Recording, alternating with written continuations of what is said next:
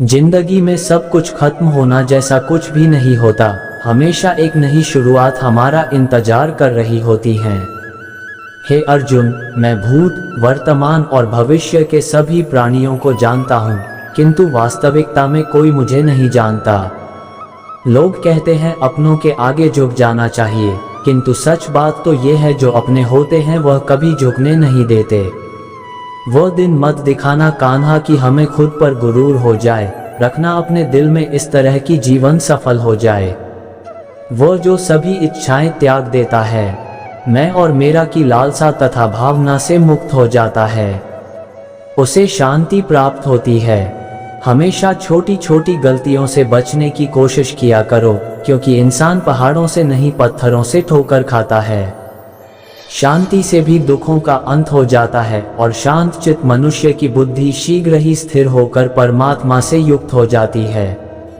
अपनी पीड़ा के लिए संसार को दोष मत दो, अपने मन को समझाओ, तुम्हारे मन का परिवर्तन ही तुम्हारे दुखों का अंत है।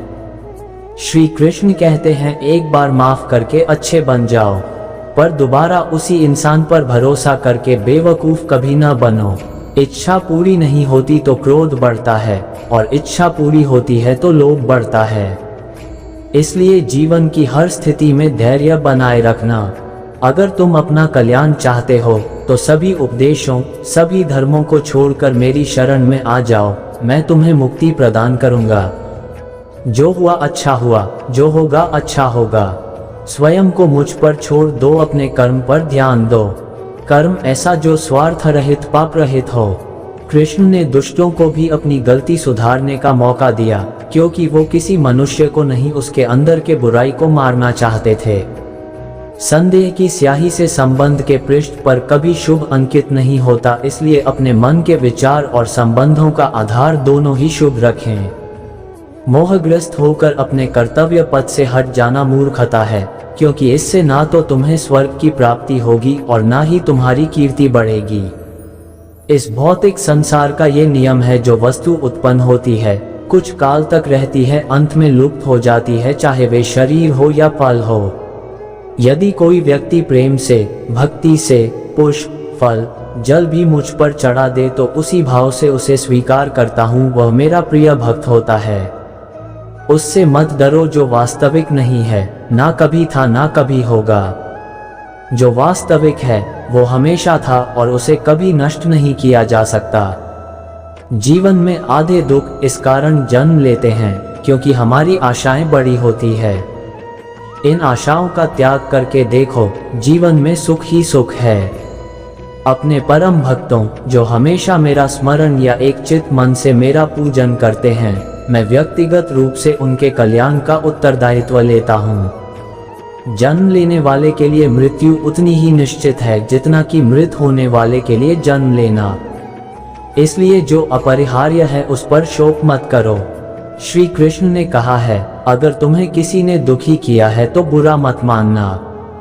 लोग उसी पेड़ पर पत्थर मारते हैं जिस पेड़ पर ज्यादा मीठे फल होते हैं।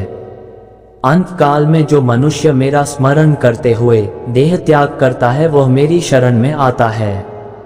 इसलिए मनुष्य को चाहिए कि अंत काल में मेरा चिंतन करें। ये सच बात है कि भूल करके इंसान कुछ सीखता है, परंतु इसका यह मतलब नहीं कि वह जीवन भर भूल करता रहे और कहे कि हम सीख रहे हैं। कृष्ण कहते हैं, इस जगत में मनुष्य भौतिक वस्तुओं का भोग कर सकता है।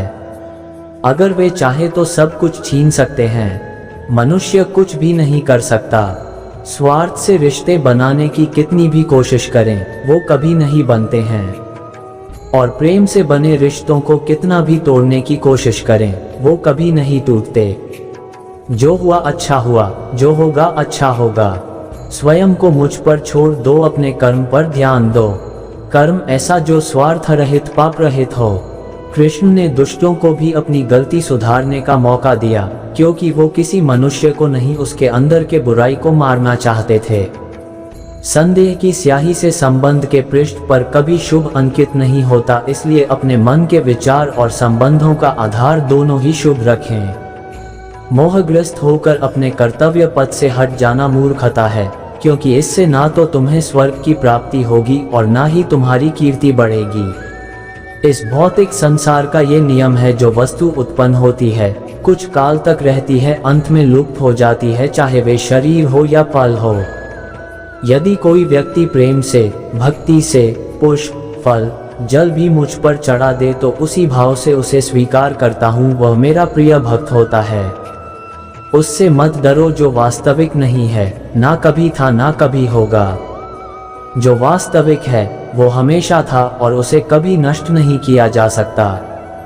जीवन में आधे दुख इस कारण जन्म लेते हैं क्योंकि हमारी आशाएं बड़ी होती है। इन आशाओं का त्याग करके देखो, जीवन में सुख ही सुख है। अपने परम भक्तों जो हमेशा मेरा स्मरण या एक चित मन से मेरा पूजन करते हैं, मैं व्यक्तिगत रूप से उनके कल्याण का उत्तरदायित्व लेता हूँ। जन्म लेने वाले के लिए मृत्यु उतनी ही निश्चित है जितना कि मृत होने वाले के लिए जन्म लेना। इसलिए जो अपरिहार्य है उस पर शोक मत करो। श्री कृष्ण ने कहा है, अगर तुम्हें किसी ने दुखी किया है तो बुरा मत मानना। लोग उसी पेड़ पर पत्थर मारते हैं जिस पेड़ पर ज्यादा मीठे फल होते हैं। अंत काल में जो मनुष्य मेरा स्मरण करते हुए देह त्याग करता है वह मेरी शरण में आता है। इसलिए मनुष्य को चाहिए कि अंत काल में मेरा चिंतन करें। ये सच बात है कि भूल करके इंसान कुछ सीखता है, परंतु इसका यह मतलब नहीं कि वह जीवन भर भूल करता रहे और कहे कि हम सीख रहे हैं। कृष्ण कहते हैं, इस जगत में मनुष्य भौतिक वस्तुओं का भोग कर सकता है। अगर वे चाहे तो सब कुछ छीन सकते हैं। मनुष्य कुछ भी नहीं कर सकता। स्वार्थ से रिश्ते बनाने की कितनी भी कोशिश करें वो कभी नहीं बनते हैं, और प्रेम से बने रिश्तों को कितना भी तोड़ने की कोशिश करें वो कभी नहीं टूटते। क्रोध से भ्रम पैदा होता है, भ्रम से बुद्धि व्यग्र होती है, जब बुद्धि व्यग्र होती है तब तर्क नष्ट हो जाता है, जब तर्क नष्ट होता है तब व्यक्ति का पतन हो जाता है। आत्मा न तो जन्म लेती है, न कभी मरती है, और न ही इसे कभी जलाया जा सकता है, न ही पानी से गीला किया जा सकता है। आत्मा अमर और अविनाशी है। अगर व्यक्ति शिक्षा से पहले संस्कार, व्यापार से पहले व्यवहार और भगवान से पहले माता पिता को पहचान ले तो जिंदगी में कभी कोई कठिनाई नहीं आएगी। विषयों का चिंतन करने से विषयों की आसक्ति होती है, आसक्ति से इच्छा उत्पन्न होती है और इच्छा से क्रोध होता है, क्रोध से सम्मोहन और अविवेक उत्पन्न होता है। कृष्ण कहते हैं, जैसे प्राणी अपने पुराने कपड़ों उतार कर फेंक देता है, नए को धारण करता है, उसी प्रकार यह आत्मा पुराने शरीर से त्याग करके नया शरीर प्राप्त करती है। तुम उसके लिए शोक करते हो जो शोक करने के योग्य नहीं है, और फिर भी ज्ञान की बातें करते हो। बुद्धिमान व्यक्ति ना जीवित और ना ही मृत व्यक्ति के लिए शोक करते हैं। मन की गतिविधियों, होश, श्वास और भावनाओं के माध्यम से भगवान की शक्ति सदा तुम्हारे साथ है और लगातार तुम्हें बस एक साधन की तरह प्रयोग कर सभी कार्य कर रही है। हर किसी के अंदर अपनी ताकत और अपनी कमजोरी होती है। मछली जंगल में नहीं दौड़ सकती और शेर पानी में राजा नहीं बन सकता, इसलिए अहमियत सभी को देनी चाहिए। धर्म युद्ध में कोई भी व्यक्ति निष्पक्ष नहीं रह सकता है। धर्म युद्ध में जो व्यक्ति धर्म के साथ नहीं खड़ा है, इसका मतलब है वह अधर्म का साथ दे रहा है, वह अधर्म के साथ खड़ा है। अगर कोई मनुष्य हमारे साथ बुरा कर रहा है तो उसे करने दो, यह उसका कर्म है और समय उसके कर्म का फल उसे जरूर देगा। लेकिन हमें कभी भी किसी के साथ बुरा नहीं करना चाहिए, क्योंकि यही हमारा धर्म है।